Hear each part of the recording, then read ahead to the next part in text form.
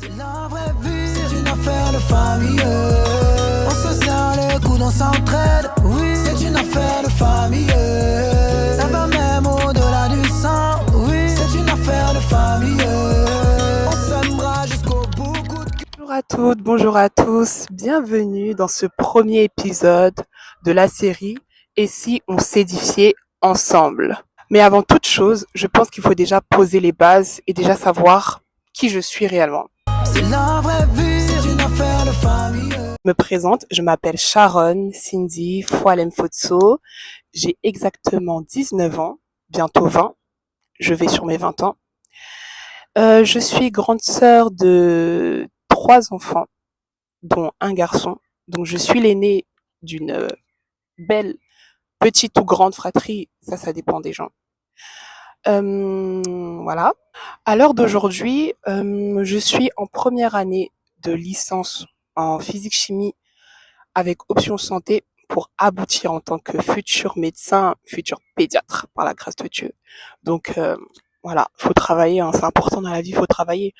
On est en Christ, mais Dieu nous appelle à être la tête et non la queue, hein. Donc la réussite est à nous. Amen. C'est la vraie vie, c'est une affaire de famille. Ce qu'il faut savoir de moi, je dirais que, alors, je suis une personne assez calme, réservée, introvertie aussi. Dit comme ça, on dirait que c'est mal, hein, alors que non. Mais voilà, euh, assez généreuse aussi, je dirais. Et voilà, au niveau caractériel, Dieu est en train de me changer petit à petit, pas à pas. Mais réellement, je crois que son œuvre est en train d'aboutir à quelque chose de merveilleux. C'est la vraie vie, c'est une affaire de famille. J'ai une relation avec ma famille qui est très bien par la grâce de Dieu. J'ai eu la grâce de grandir quand même dans un cadre qui est assez structuré et qui permet réellement à l'enfant de pouvoir s'épanouir et de grandir spirituellement et physiquement très bien. Mes parents sont pasteurs. Du coup, on se doute bien qu'au niveau spirituel, j'ai eu de quoi manger et j'en ai encore.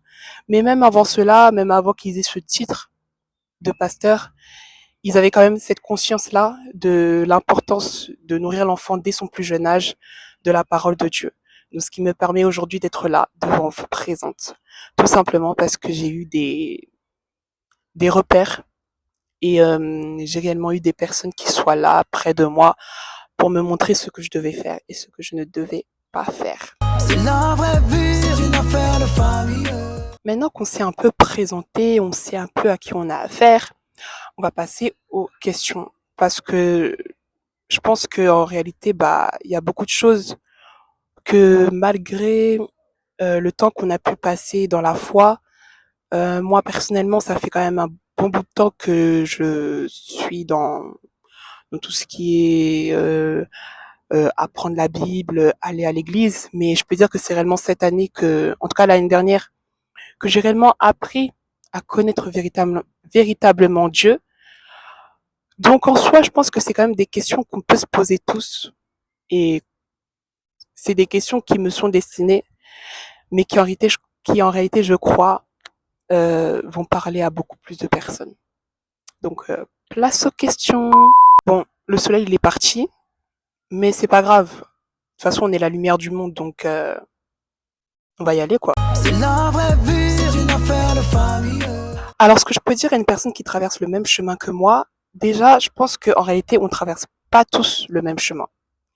Donc, ce que je pourrais dire à une personne qui traverse un chemin semblable au mien, parce que je ne pense pas que cette personne a la même vie familiale que moi, a les mêmes défis que moi, a grandi dans un même cadre que moi, mais je pourrais parler à une personne qui peut-être traverse les épreuves semblables aux miens. Donc, je parlerai notamment de la maladie. Ce que je pourrais dire à une personne qui traverse ça, c'est accroche-toi. Et la foi que Dieu peut te guérir parce que je t'assure que si tu n'as pas la foi, ça va aller très très mal. Et moi, j'ai vécu une situation où plus j'avançais avec Dieu, en tout cas plus j'avais cette envie de comprendre qui est Dieu, plus j'avais l'impression que ça allait mal. des douleurs atroces, des choses qui m'empêchaient de faire ce que je devais faire. Marcher, c'était impossible pour moi, donc ça veut dire que vraiment c'est une grâce et je veux vraiment rendre grâce à Dieu pour ça. Le fait que je puisse marcher parce que waouh, j'étais à un stade où c'était vraiment pas facile. Tous les jours des rendez-vous à l'hôpital, je quittais l'école, j'allais à l'hôpital, je prenais toute mon après-midi pour cela et voilà, je ressortais de l'hôpital, j'étais shootée, on dirait j'avais pris waouh, fatiguée comme pas possible à cause des médicaments et de la perfusion. Donc vraiment, ce que je pourrais dire à une personne qui traverse la même chose que moi, accroche-toi. Je ne sais pas réellement comment tu vis ça parce qu'en réalité, on peut traverser les mêmes épreuves, mais la façon dont on va réagir ne sera pas forcément la même. Et ça, je le sais. Et je l'ai vu. Donc je ne sais pas comment tu vis cela aujourd'hui, mais ce que je peux t'assurer, c'est que Dieu est un Dieu qui n'oublie jamais ses enfants. Donc qu'importe ce que tu peux traverser aujourd'hui, qu'importe ce que tu peux vivre aujourd'hui, Dieu est là avec toi. Et le seul conseil que je peux te donner, c'est réellement accroche-toi à Dieu. Ça va pas être facile. Ce sera pas facile. Te dire que ce sera facile, ce serait un mensonge, ce serait te mentir, mais tu vas y arriver. En tout cas, moi, j'y suis arrivée, donc il n'y a aucune raison que toi, tu n'y arrives pas. Accroche-toi à Dieu, laisse Dieu te façonner, laisse Dieu t'apprendre, laisse Dieu te montrer la vérité. Ça va aller. C'est la vraie vie, c'est une affaire de famille.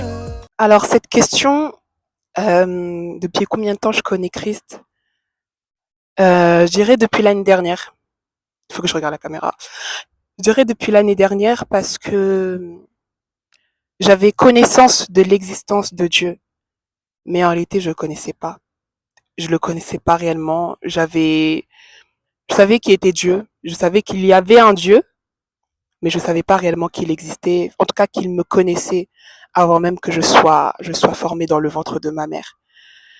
Donc, depuis combien de temps je connais Christ? Depuis pas longtemps, depuis l'année dernière. Parce qu'en réalité, c'est depuis l'année dernière que j'ai réellement voulu apprendre et réellement me laisser façonner par lui. Donc, mon chemin avec Dieu a réellement commencé à partir de 2025. Ça fait pas longtemps, hein. Je dirais même, si je pouvais encore me baptiser, je me serais encore baptisée, mais bon, je vais pas le faire parce qu'en soi, j'ai pas reçu de conviction de le refaire encore. Parce que même, je dirais, mes motivations de pourquoi je me suis baptisée ne sont pas réellement fondées sur Christ en réalité. J'ai fait les formations, c'est vrai, j'ai fait ce qu'il fallait faire, mais je me suis pas vraiment baptisée parce que je voulais appartenir à Christ. En réalité même, je voulais appartenir à Christ parce que je voulais être guérie de la maladie que j'avais. Donc, depuis combien de temps je connais Christ? Depuis 2025. Depuis 2025, je marche avec lui. Et je dirais même depuis 2026, depuis janvier 2026. Donc depuis 3 mois, je vis réellement ce qu'est l'amour avec Dieu. J'apprends réellement à le connaître, à m'attendre à lui, à chercher plus de lui. Et c'est incroyable. C'est incroyable. Et vraiment, je rends grâce à Dieu pour cela parce que il m'a permis d'avancer, d'aller plus loin. Et, euh, et voilà quoi, aller plus loin avec lui. C'est la vraie vie, c'est une affaire de famille. Alors, comment reconnaître sa valeur? Déjà, tout simplement, je dirais, est-ce que tu sais que est-ce que tu sais que tu as de la valeur? Et la première question que je poserais même, c'est, est-ce que tu connais ton identité en Christ? Est-ce que tu sais ce que Dieu dit de toi? Parce qu'en réalité, j'ai envie de dire, il y a des questions qui se posent même plus quand tu as atteint un certain stade de la dimension de la connaissance de ce que Dieu dit de toi et de ce que Dieu pense de toi. Une personne qui connaît son identité en Christ, une personne qui sait ce que Dieu dit d'elle, malgré ce que les gens peuvent dire, malgré ce que le passé peut dire, malgré même ce qu'on a dit comme parole sur elle, elle saura toujours dire non. La Bible dit, la parole dit. Là où le monde va dire, ah, mais toi tu es nul, tu seras toujours un raté, tu seras toujours en bas. Toi tu seras riposté et dire, mais non, c'est faux. Dans la Bible, il dit, vous êtes la tête et non la queue. Ceux qu'on appelle les derniers sont appelés à être les premiers. Donc je ne peux pas être appelé échec. Là où la Bible dit, là où, pardon, les gens vont dire, ah, mais toi, toi, rien de bon ne sortira de toi. tu sauras parler sur la base de la parole. Et réellement, tout ce que je peux dire par rapport à ça, c'est connais déjà ton identité en Christ. C'est tellement, mais tellement important de connaître son identité en Christ parce que moi-même, j'étais dans cette situation-là. Je savais pas comment reconnaître ma valeur. Je savais même pas si j'avais de la valeur en réalité. Et c'est ça qui est très paradoxal parce que on peut te dire beaucoup de choses. Le monde disait, ah oui, toi t'es amené à réussir, toi t'es ci, et c'était des paroles très encourageantes que beaucoup de gens aimeraient entendre, aimeraient recevoir. Mais parce que moi, j'avais pas déjà conscience de qui j'étais en Christ. Ça rentrait par une oreille et ça ressortait par l'autre. Donc, connais déjà ton identité en Christ. Apprends à écouter ce que Dieu dit de toi.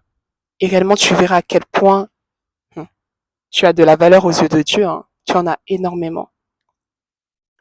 Donc, à cette question, en réalité, je répondrai par une autre question, c'est connais-tu ton identité en Christ? C'est ça. Pas dans le monde, mais réellement de ce que Dieu dit de toi, dans la parole. Qu'est-ce qu'il est écrit par rapport à toi? Cherche et tu verras. Et tu te rendras compte qu'en réalité, j'ai énormément de valeur et que Dieu m'appelle à énormément beaucoup de choses. C'est la vraie vie, c'est une affaire de famille. Avant même de parler d'amitié, moi je parlerais plutôt de relations parce que des amitiés, je trouve que c'est restreint. Je parlerais plus de relations parce que c'est pas tout le monde qu'on va appeler ami. Jésus appelé ses, n'a appelé ses disciples que amis quand c'était quasiment l'heure déjà pour lui d'être crucifié sur la croix. Alors que depuis tout ce temps, bah, il les connaissait, quoi. Je veux dire, ils marchaient ensemble et tout. Donc ça montre qu'il y a réellement une dimension spirituelle énorme par rapport à cette relation qu'on appelle amie. Donc moi, je dirais plus relation parce que amitié, c'est vaste, c'est restreint.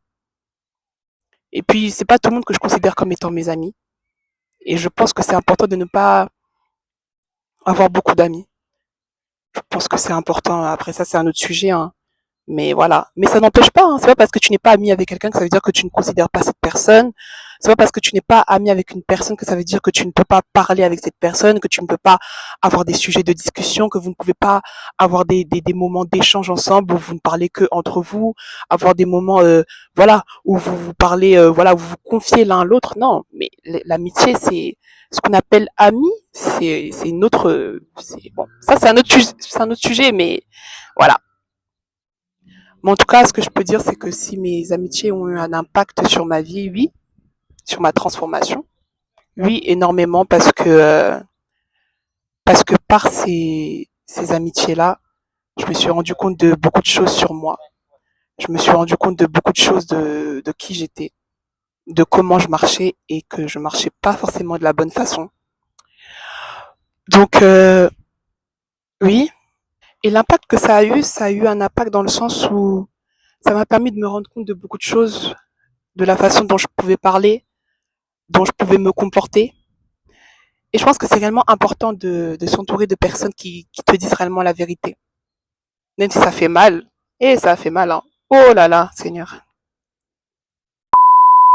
Ça fait très très mal. Parce que quand tu vois du jour au lendemain, toute personne qui te rencontre vient te dire, ah mais Sharon, en vrai tu parles comme ça, mais tu parles mal. Ah mais en vrai tu regardes mal. Ah mais en vrai tu te comportes mal. Mais en fait t'es là, mais en fait laissez-moi tranquille. Genre, enfin il y a depuis tout ce temps qu'on se connaît, qu'on se voit, vous disiez rien. Et tout d'un coup, vous décidez de vous lever, vous commencez à parler sur ma façon de me comporter. Mais non, il faut me laisser, pardon. Mais au final, j'ai compris que bah, c'est parce que Dieu les utilisait pour me faire comprendre que là, Sharon, il est temps que tu passes à une autre dimension. Et pour cela, bah, il faut déjà que tu arrêtes. Tu arrêtes beaucoup de choses. Il faut que tu arrêtes de faire tout ce que tu fais. Il faut que tu décides de changer. Et, euh, et ouais, donc ça a eu un énorme impact sur ma transformation. Donc c'est pour ça que je dirais pas seulement amitié, mais je dirais vraiment relation parce que amitié c'est compliqué. Amitié c'est, enfin c'est pas compliqué, mais amitié c'est tellement restreint. Si je devrais compter les personnes que je considère comme étant mes amis, j'en ai très peu. Ça se compte sur le doigt de la main, tu vois. Mais si je devrais compter les personnes que je considère comme étant des proches comme étant des connaissances, comme étant des frères et des sœurs, là oui, là il y en a plus, tu vois. Vous voyez, mais donc oui, mes relations ont eu énormément d'impact sur ma transformation et un impact très positif, très très positif, très très très très très très très très très très très très positif. Voilà. Mais sinon voilà, mais et j'ai plus rien à dire. C'est la vraie vie, c'est une affaire de famille. Alors, cette question qui n'est pas vraiment une question, mais plus une affirmation, c'est plus un constat. Alors, qu'est-ce que je dirais à cette personne-là? Bah déjà, c'est tu veux aimer Dieu, gloire à Dieu, c'est déjà bien. Tu as déjà passé une étape de vouloir aimer Dieu, mais et réellement déjà la volonté de vouloir aimer Dieu, c'est déjà très bien. Et sache que cette volonté-là ne vient pas de toi, mais elle vient de Dieu, parce que c'est Dieu qui donne le vouloir et le faire. Donc autant qu'il t'a donné la volonté, il va te donner la capacité de l'aimer. Maintenant, j'ai conscience de péché. Ce que je dirais, c'est tu vas toujours pécher, hein. Tu vas toujours pécher et tu vas encore pécher jusqu'à ce que tu retournes avec Dieu. Tant que tu es sur cette terre et que tu as ce corps de chair, tu vas pécher. Maintenant, est-ce que le fait d'avoir conscience de pécher t'empêche d'aimer Dieu? Non. Deutéronome 6, verset 5 nous dit ceci. Tu aimeras l'Éternel ton Dieu de tout ton cœur, de toute ton âme et de toute ta force. Quand on dit de toute ton âme, c'est malgré le fait que ton âme puisse vouloir décliner dans le péché. Parce que oui, c'est vrai que c'est la chair qui amène à pécher parce que c'est dans la chair qu'on a les cinq sens et du coup les cinq sens en fait en soi qu'on a c'est pas que ton œil pêche mais c'est la vue est corrompue, le toucher est corrompu, le tout ça, les cinq sens ont été corrompus par le péché. Mais ton âme, c'est le siège de c'est le siège de tes émotions. C'est là où réside ta façon de voir les choses, de percevoir, d'analyser les choses.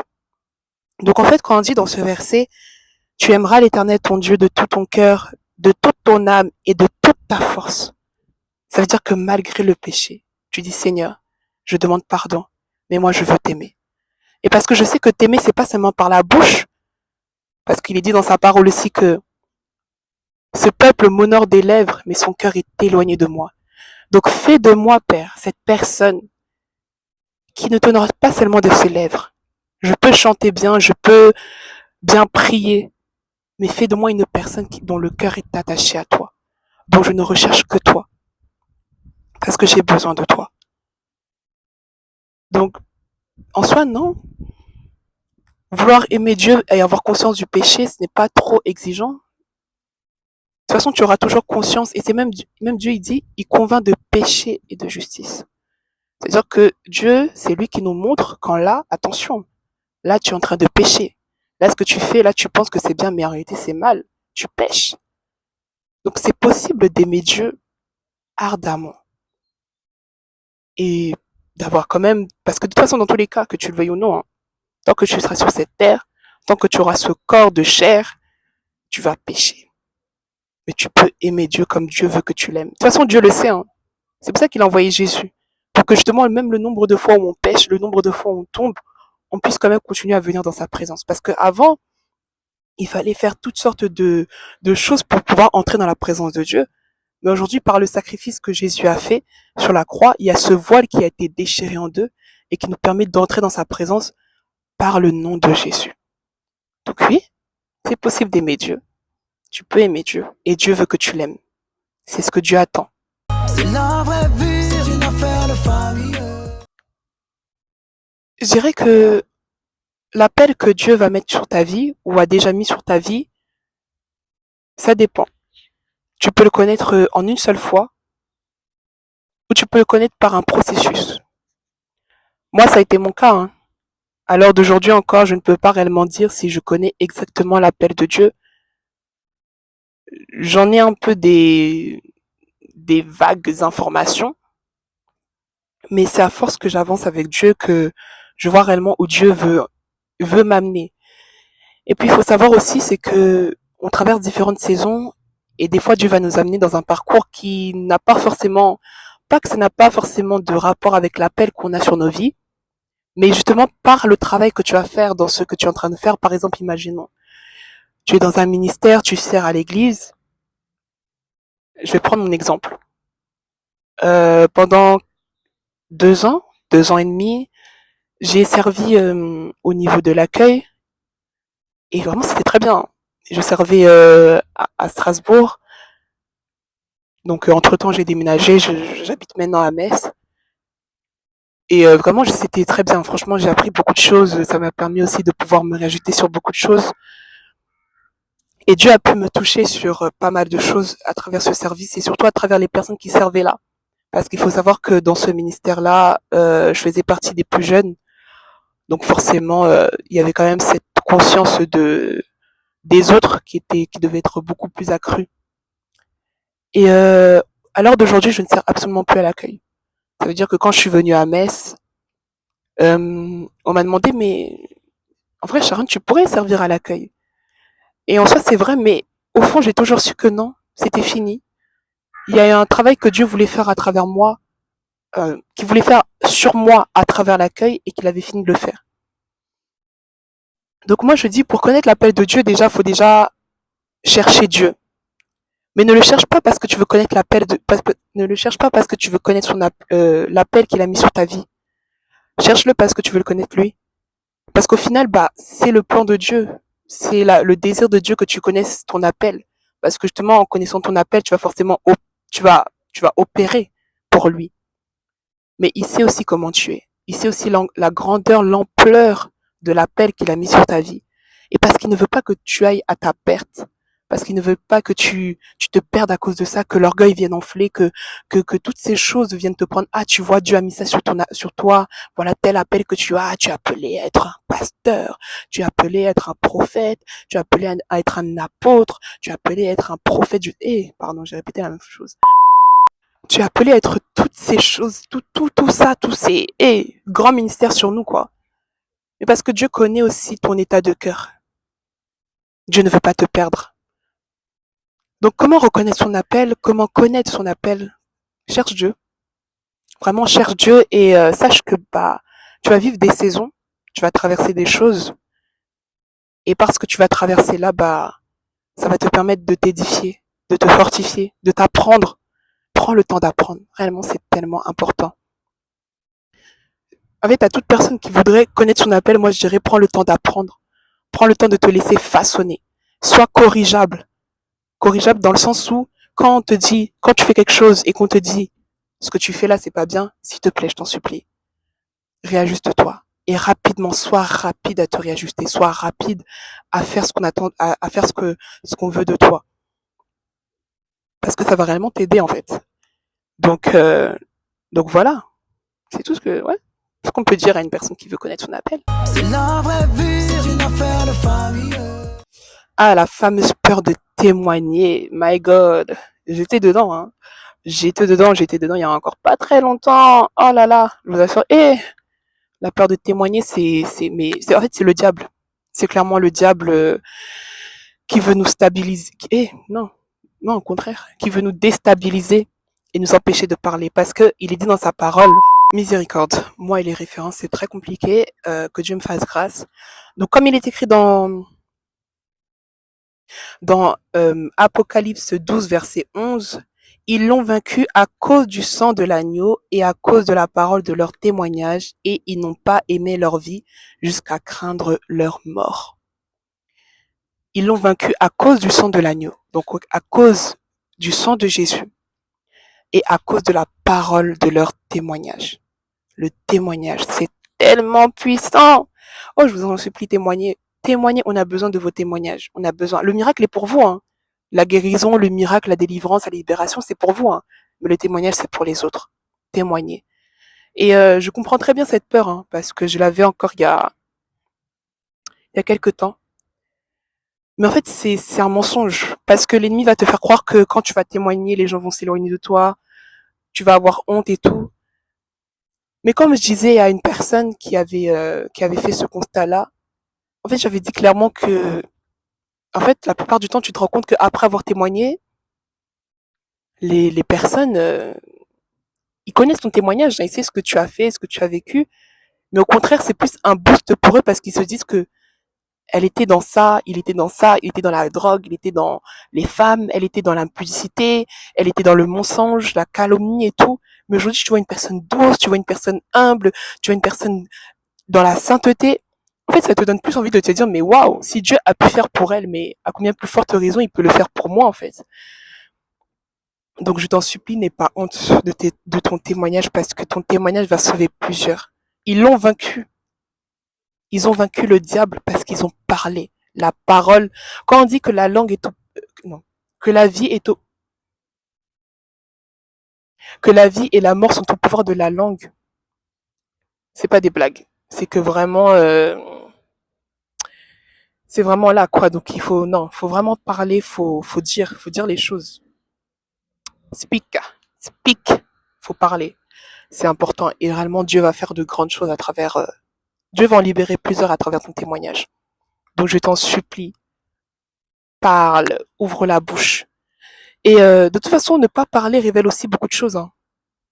Alors oui, il y a le truc que j'ai honte, j'ai peur, ok, bon, passons à autre chose. Mais si tu ne parles pas, c'est que tu veux encore cacher. Et cacher veut dire que des fois, tu le fais encore. C'est que tu ne veux pas exposer.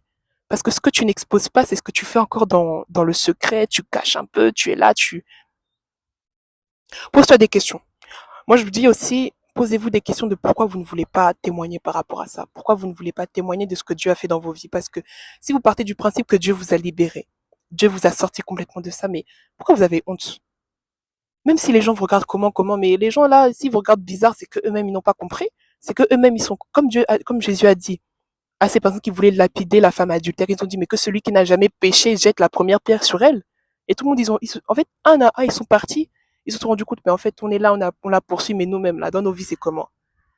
Donc, faut pas avoir honte, faut vraiment pas avoir honte parce que c'est important de parler et il y en a plusieurs qui vivent et que j'en suis sûre, ils traversent la même situation que toi et ils ont besoin de ton témoignage. C'est la vraie vie, c'est une affaire de famille.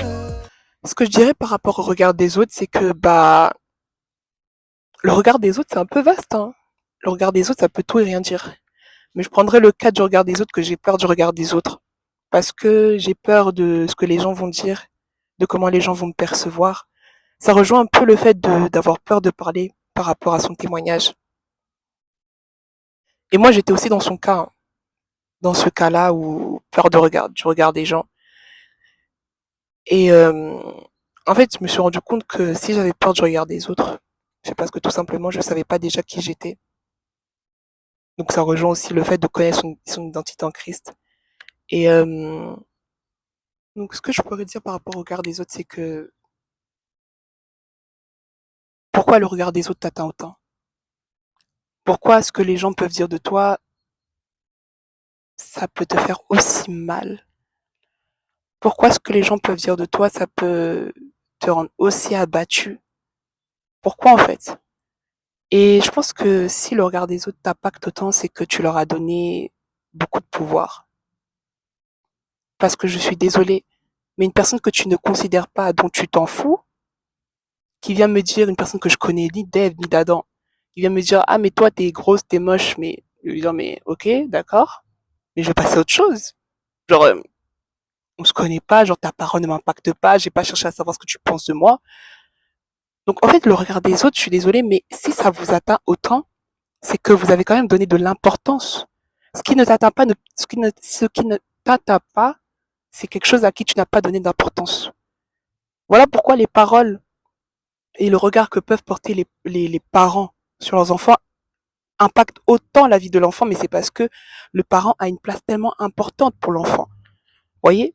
C'est pour ça qu'on dit, voilà, aux parents de toujours ne pas, ne dévalorise pas ton enfant, ne porte pas des regards mauvais sur lui et tout, parce que ça va énormément impacter sa vie plus tard. Parce que le parent a une place très importante sur la vie de l'enfant. Donc le regard des autres ne doit pas vous impacter parce que, en fait, c'est juste ce que Dieu a dit de toi, en fait. Qu'importe ce que les gens vont dire, qu'importe comment les gens vont te regarder, c'est juste ce que Dieu a dit de toi. C'est la vraie vie, c'est une affaire de famille. En ce qui concerne la compréhension, être incompris par rapport aux autres, j'ai un verset dans 1 Pierre 2, verset 20, qui dit « En effet, quelle gloire y a-t-il à endurer de mauvais traitements si vous commettez des fautes? Mais si vous endurez la souffrance alors que vous faites ce qui est bien, c'est une grâce aux yeux de Dieu. » Maintenant, la question c'est, est-ce que tu as compris parce que tu fais la volonté de Dieu? Ou est-ce que tu as compris parce que tu fais des choses que les gens n'ont pas forcément l'habitude de voir? C'est ça la question à avoir. Mais moi, je dirais que si tu as compris parce que tu fais la volonté de Dieu, rends grâce à Dieu pour cela. Parce que tous ceux qui ont fait la volonté de Dieu dans la Bible ont été des personnes incomprises, ont été des personnes rejetées. Joseph l'a été par ses frères, David par sa famille, par Saül aussi au début. Plein de personnes, il y a plein d'exemples que j'ai pas forcément en tête, mais sache que c'est plutôt une grâce de te dire que je suis incompris parce que je fais la volonté de Dieu. C'est la vraie vie, c'est une affaire de famille. Alors quel message j'adresserai à la moi de aujourd'hui, mais je dirais plus à la moi d'hier. C'est, tu as réussi, tu es enfin guéri. Ce que tu vois aujourd'hui ne sont que des séquelles de ce que tu as vécu hier, mais ne t'inquiète pas, ça va bien aller, ça va se manifester pleinement. Et tu as enfin manifesté les fruits que Dieu a mis en toi. Pas totalement, mais ça arrive.